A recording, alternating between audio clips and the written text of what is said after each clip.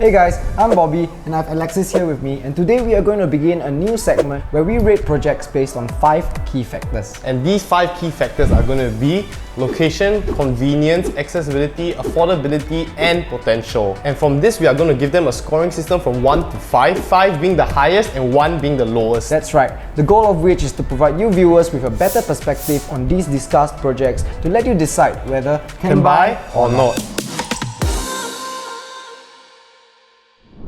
And on today's episode, we're going to be talking about the hottest topic in town, Piccadilly Grand. It's actually an integrated development, meaning it'll be right smack on top of a commercial space called Piccadilly Galleria. But Bobby, why is it even called Piccadilly? In the 1900s, right, this area of Singapore, the whole Farrer Park region, was saturated with affluent Englishmen. And as a result, right, a lot of the street names there are named after street names in London. And for Piccadilly Grand itself, they are trying to emulate that same effect, naming this project similarly to the name of Piccadilly Circus. So Piccadilly Circus is actually the inspiration. So essentially we're buying a piece of London.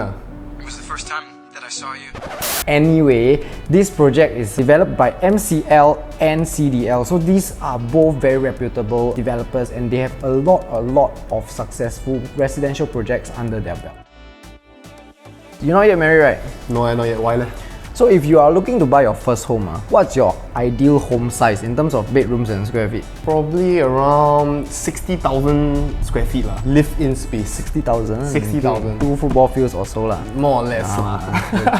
Okay, but seriously, I think we will really want a 3-bedder, 1,000 to 1,005 square feet if I can afford the 1,005. I think that's a very fair expectation. A lot of buyers that we encounter with every day, I think they are looking for very similar stuff. So there are a total of 8 different unit types, from 1 bedroom, 1 plus study, 2 bedroom, 2 plus study, 3 bedroom, 3 bedroom flexi, 4 bedroom flexi, 4 bedroom dual key, 5 bedroom, and the biggest one yet, 5 bedroom premium with its own private lift, which gives us a total of 407 units, which is a very ideal size to me personally, because it's not too big like mega developments, but not too small, so residents here can still enjoy very good amenities. So right now we are going to begin the whole segment of rating the 5 key factors, and we are going to begin with location as the first key factor. Piccadilly Grand is going to be located in District 8 Farrer Park. This is basically at the Northumberland Road stretch specifically, and this is in the city fringe.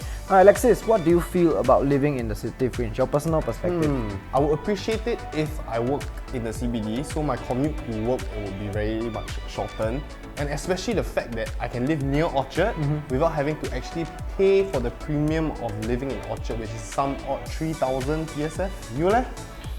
Personally, I am more of like a suburban guy even in Singapore. Maybe I don't want to live in somewhere that's so high volume in terms of traffic and everything. I would say that objectively speaking, being in the city fringe is quite an advantageous situation because, like you said, you don't have to pay like extreme premiums of District 9, District 10 prices, yet you get to enjoy like 70 or 80% of its perks. In terms of location, what do you think the score should be? I would give it about 4.5, 4. For location, Piccadilly Grand gets a rating of 4 out of 5.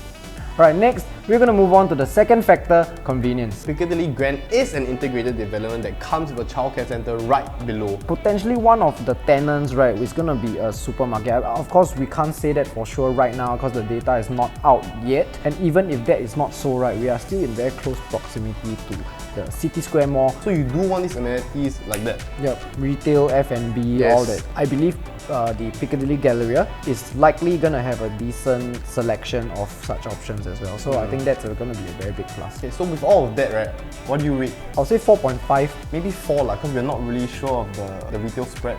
Yep, let's give it a 4. 4.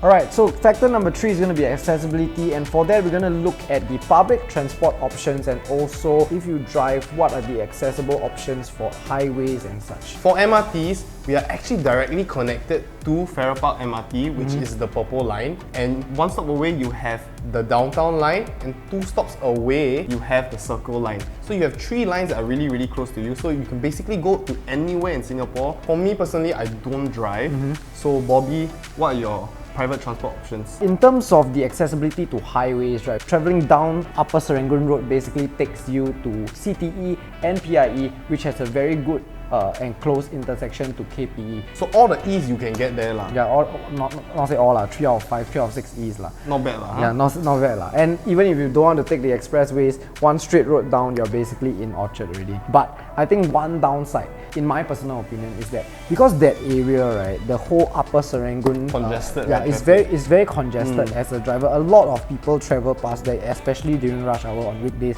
even on weekends when people go for outings, because that area is such a hot spot, and even if you don't go to that area, you go past that area. So I think driving can potentially be a little bit of a congestion. But I think a very good mitigating factor is, if I'm gonna live there, right, then don't drive long. You know, like if it's gonna be congested, don't drive. Because MRT is already so accessible, and then on top of that, you can save up on the fuel money. I think personally, if I live there, and if I get too frustrated at driving while living there, Sell your car. I can sell my car. It's actually quite a decent amount of money that I can save, ma. In terms of accessibility, I would give it a very decent 4 out of 5 as well. Well, I think 4.5 for the MRTs. 4.5. Yeah, just because of the. Okay, I'm gonna MRT. go with you. 4.5. Fair. 4.5. Alright, so right now we move on to the fourth key factor, and this is going to be the affordability portion. We're going to rate based on 3 target market types, basically the HDB upgraders, the location upgraders, and finally the investors. So over here we have the 1 bedroom option spanning from the 1.1 million to 1.2 million bracket, and then if you move up to the 2 bedders, you're looking at basically 1.3 to 1.5 million. Up to the 3 bedders is going to start from 1.7 all the way to about 2.2 million region, and then if you move up to the premium 4 bedrooms and 5 bedrooms, you're basically going to be looking at upwards of 2.5, 2.7 million all the way to about 4 million.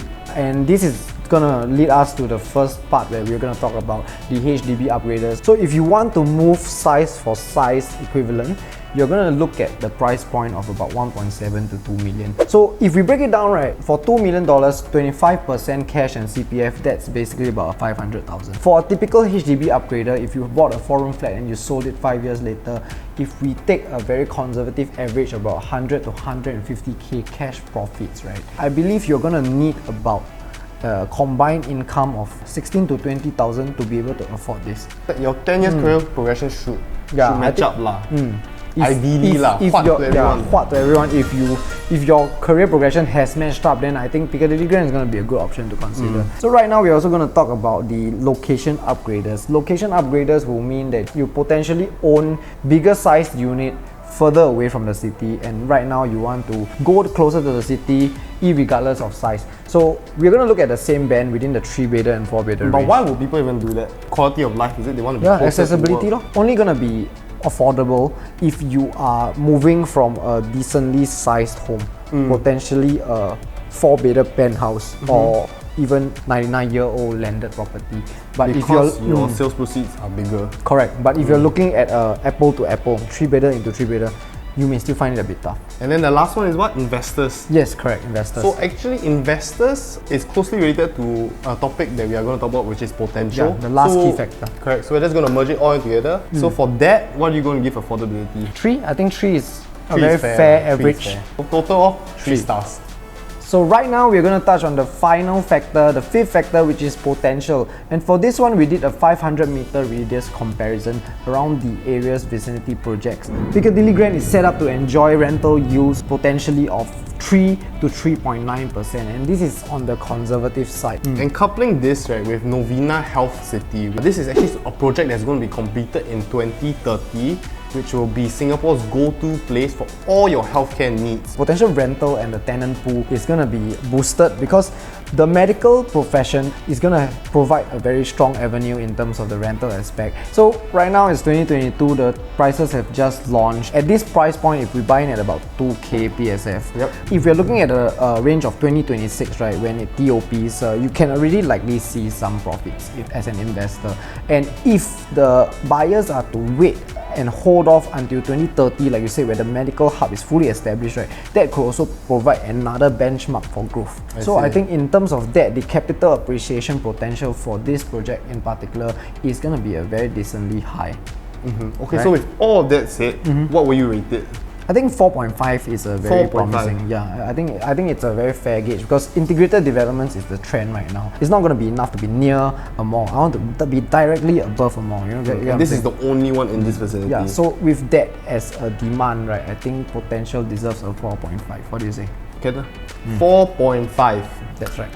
Alright, so based on the 5 key factors that we have discussed earlier, we have decided to give Piccadilly Grand a grand total of 4 out of 5 stars. So if you enjoyed this very first episode of Can Buy or Not, consider subscribing, hit the like button, and comment any other projects that you guys want us to do in the comment section down below. I'm Alexis, I'm Bobby. selling Singapore, and I'll catch you in the next video.